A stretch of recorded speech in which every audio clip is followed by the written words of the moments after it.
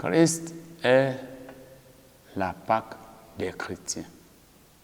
Christ est la Pâque des croyants. Christ est la Pâque des enfants de Dieu. Ce n'est plus l'animal, ce n'est plus la nourriture physique que nous mangeons qui est la Pâque aujourd'hui. Aujourd'hui, c'est Christ qui est notre Pâque et c'est ce que nous allons commencer à voir.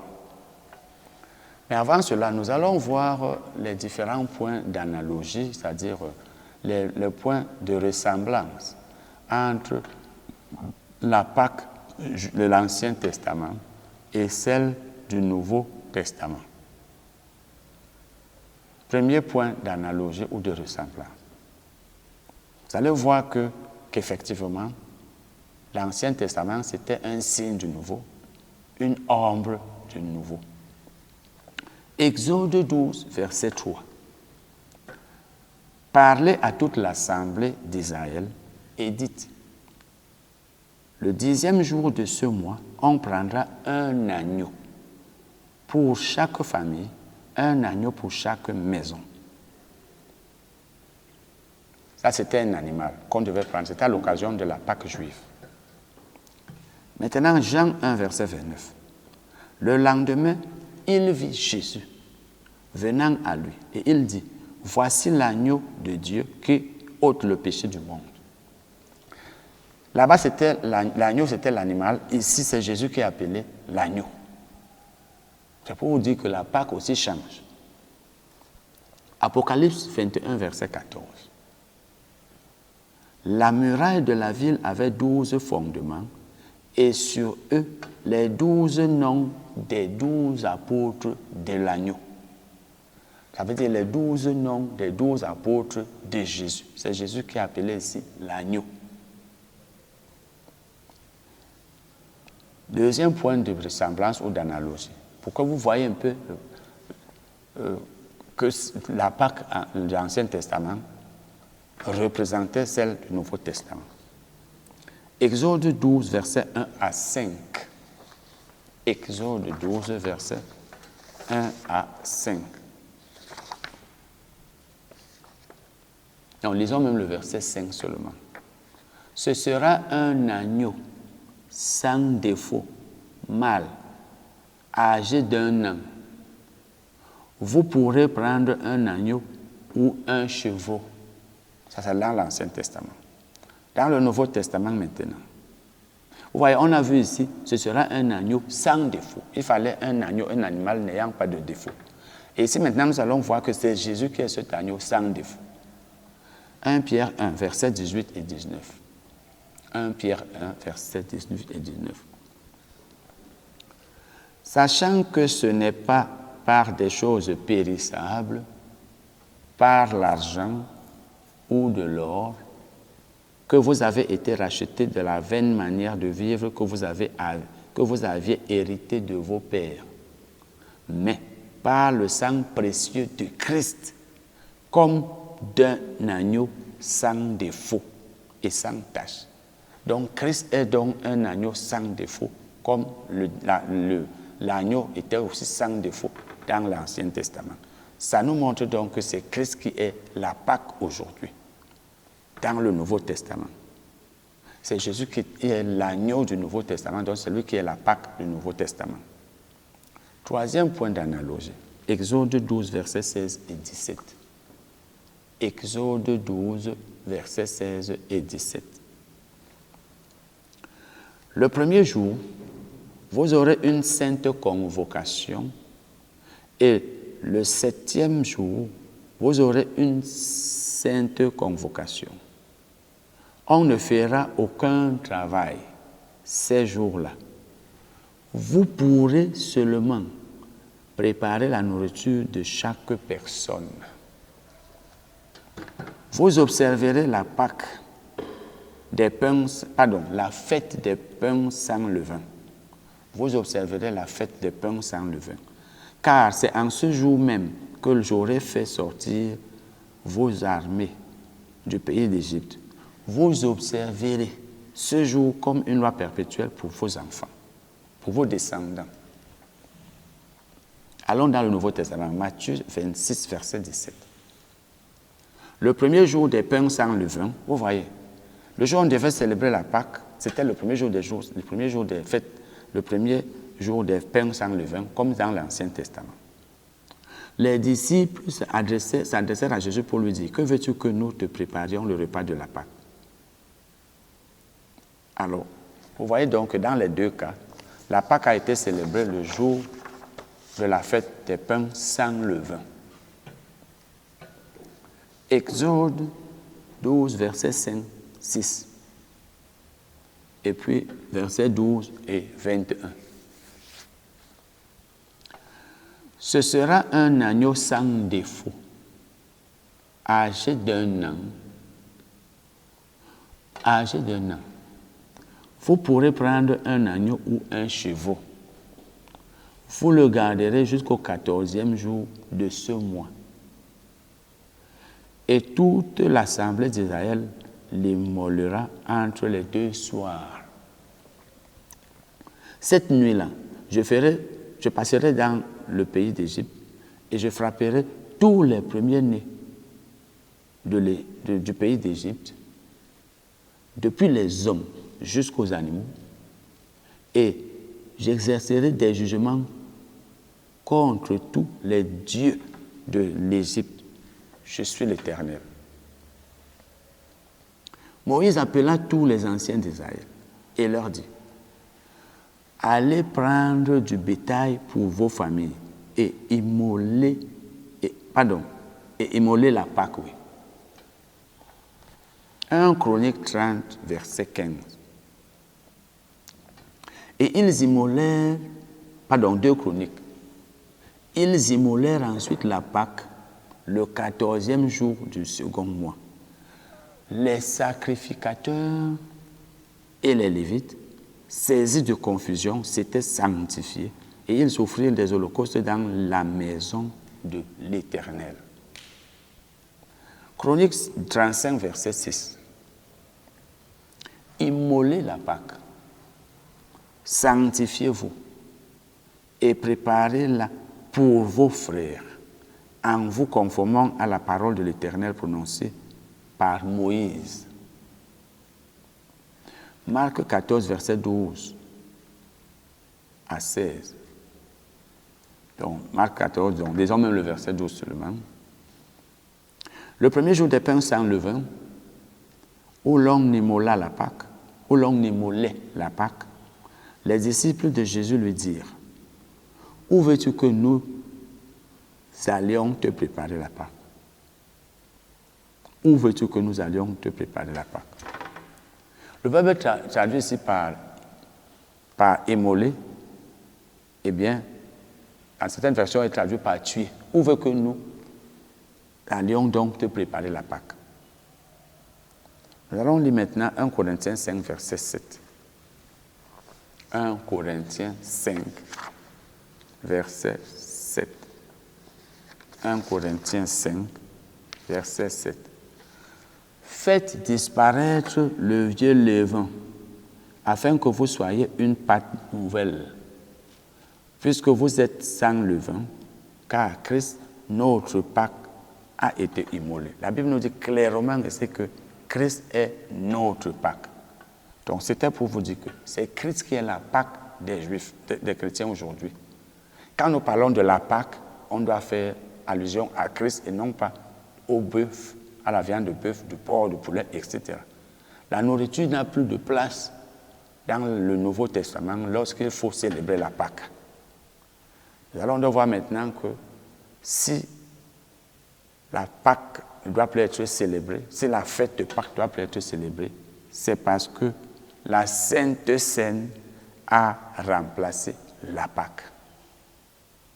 La Sainte Seine, c'est elle qui a remplacé la Pâque. Il ne doit plus y avoir de célébration de Pâques une fois par an pour manger, boire, mais la Sainte Seine. Et pour cela, nous allons lire Matthieu 26, versets 26 à 29. Matthieu 26, versets 26 à 29. Pendant qu'ils mangeaient la Pâque, Jésus prit du pain et, après avoir rendu grâce, il le rompit et le donna aux disciples en disant, prenez, mangez, ceci est mon corps. Ça, c'est la dernière nuit où Jésus fut livré. Il prit ensuite une coupe et, après avoir rendu grâce, il la leur donna en disant, buvez-en tous, car ceci est mon sang, le sang de l'Alliance, qui est répandu pour plusieurs, pour la rémission des péchés. Je vous le dis, je ne boirai plus désormais de ce fruit de la vigne jusqu'au jour où j'en boirai du nouveau avec vous dans le royaume de mon Père. Donc Jésus va boire avec nous dans le royaume de Dieu. Vous pouvez lire cette histoire-là dans Matthieu, dans Marc 14 encore, vous allez trouver ça, Marc 14, versets 22 à 25. Voyez donc ici. Lisons Luc 22, versets 14 et 20. Luc 22, versets 14 et 20. Parce que ça, c'est pendant que Jésus et ses disciples mangeaient, ou alors célébraient, fêtaient la Pâque juive, en mangeant, en buvant, qu'il a institué la Sainte Seine pour en fait dire que la Sainte Seine que nous sommes en train de célébrer maintenant remplace la fête de Pâques. On n'a plus besoin de la fête de Pâques. On n'a plus besoin de manger de la nourriture pour dire qu'on est en train de célébrer. Nous allons donc lire Luc 22, versets 14 à 20. L'heure étant venue, il se mit à table et les apôtres avec lui. Il leur dit, « J'ai vivement désiré manger cette Pâque avec vous avant de souffrir. Car, je vous le dis, je ne la mangerai plus jusqu'à ce qu'elle soit accomplie dans le royaume de Dieu. » Et ayant pris une coupe et rendu grâce, il dit, prenez cette coupe et distribuez-la entre vous. Car, je vous le dis, je ne boirai plus désormais du fruit de la vigne jusqu'à ce que le royaume de Dieu soit venu. Ensuite, il prit du pain et rompit. Il prit du pain et après avoir rendu grâce, il le rompit et le leur donna. Il le rompit et le leur donna en disant, ceci est mon corps qui est donné pour vous. Faites ceci en mémoire de moi. Il prit de même la coupe après le souper et il la leur donna en disant, cette coupe est la nouvelle alliance en mon sang qui est répandu pour vous. Vous voyez donc, Jésus dit, faites ceci en mémoire de moi, verset 19. Ça veut dire qu'il devait faire ça en souvenir de Jésus. Il devait fêter la Pâque. Et là, ce n'est même pas la fête. Il devait célébrer la Pâque d'une certaine manière, en souvenir de Jésus qui est mort pour nos péchés, tout comme les Juifs célébraient la Pâque en souvenir de leur délivrance en Égypte. Exode 12, verset 14. Vous conserverez le souvenir de ce jour et vous le célébrerez par une fête en l'honneur de l'Éternel. Vous le célébrerez comme une loi perpétuelle pour vos descendants. Pour vos descendants. La Bible dit ici que vous conserverez le souvenir de ce jour. Déjà, Deutéronome 16, verset 3. Deutéronome 16, verset 3. Pendant la fête, tu ne mangeras pas du pain levé, mais tu mangeras 7 jours des pains sans levain. du pain d'affliction, car c'est avec précipitation que tu es sorti du pays d'Égypte.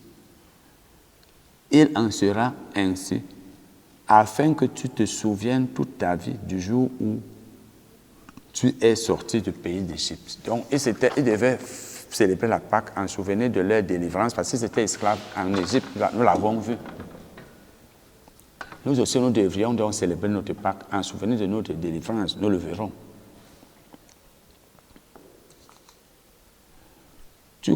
Ok, lisons Exode 12, verset 13. Exode 12, verset 13. On prendra de son sang et on en mettra sur les deux poteaux et sur le linteau de la porte des maisons où on le mangera. Le sang vous servira de signe sur les maisons où vous serez. Je verrai le sang, je passerai par-dessus vous, et il n'y aura point de plaie que vous détruise quand je frapperai le pays d'Égypte. Matthieu 26, maintenant, verset 28.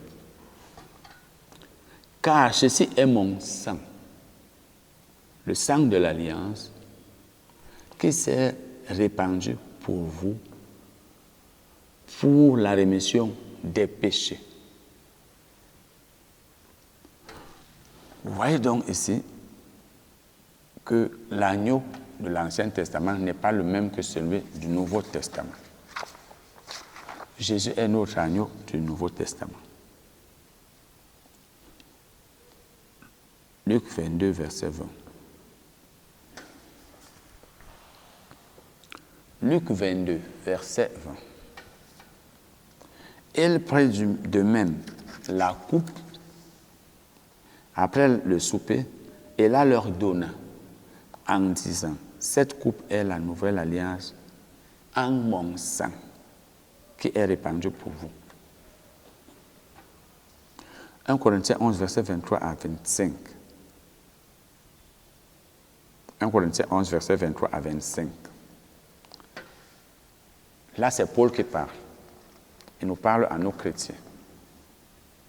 Car j'ai reçu du Seigneur ce que je vous ai enseigné, c'est que le Seigneur Jésus, dans la nuit où il fut livré, prit du pain. Il est en train de raconter maintenant l'histoire de la dernière Pâque célébrée par Jésus. Mais ce qu'il raconte ici, c'est quelque chose qui s'est passé après qu'ils eussent mangé. Ils avaient déjà fini de manger. Et après avoir rendu grâce, le rompit et dit, ceci est mon corps qui est rompu pour vous. Faites ceci en mémoire de moi. Donc faites ce que je suis en train de faire là, ou je suis en train de vouloir faire, en souvenir de moi qui vais mourir. Vous vous souviendrez de moi en faisant cela. Donc nous aussi, quand nous fêtons la Pâque, nous célébrons la Pâque, cela doit être fait en souvenir du Seigneur Jésus qui est mort pour nous, afin que nous soyons libérés. De même, après avoir soupé, il prit la coupe et dit, cette coupe est la nouvelle alliance, en mon sang. Faites ceci en mémoire de moi toutes les fois que vous en boirez.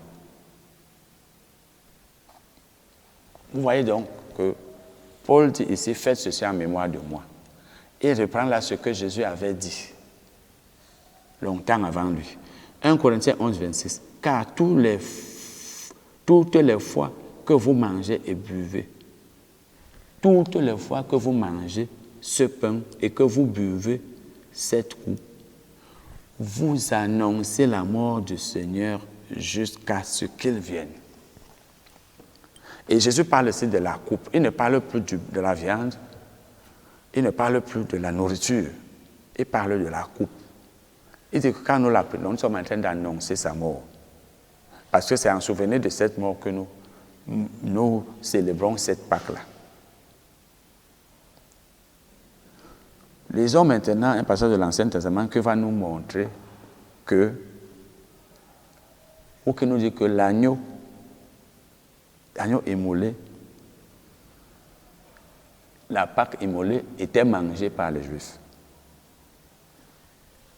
Exode 12, verset 8. Cette même nuit, on en mangera la Pâque. On en mangera la chair. On mangeait la chair de la Pâque ou alors de l'animal, de l'agneau. Verset 11. Vous le mangerez. Vous aurez vos reins sains, vos souliers aux pieds et votre bâton à la main. Et vous le mangerez à la hâte. On devait donc le manger. Et dans Matthieu 26, verset 26 à 28, il a aussi écrit, prenez, mangez, ceci est mon corps. Ça, c'est le verset 26. Au verset 28, il est écrit, car ceci est mon sang. Et 1 Corinthiens 11, verset 23 à 25. Verset 26 d'abord. Non, verset 24 d'abord. Disons même tout, à partir du verset 23. Car j'ai reçu du Seigneur ce que je vous ai annoncé, c'est que le Seigneur Jésus, dans la nuit où il fut livré, prit du pain. Et après avoir rendu grâce, le rompit et dit, ceci est mon corps qui est rompu pour vous, faites ceci en mémoire de moi. Verset 25 maintenant. De même, après avoir soupé, il prit la coupe et dit, cette coupe est la nouvelle alliance en mon sang. Cette coupe est la nouvelle alliance en mon sang.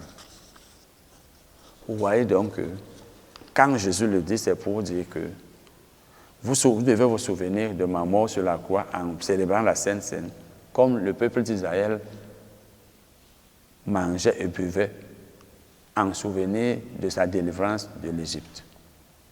Voilà donc ce qui nous montre clairement que nous sommes dans l'erreur lorsque nous fêtons la Pâque, lorsque nous mangeons, nous buvons, parce que nous imitons le peuple d'Israël. Amen.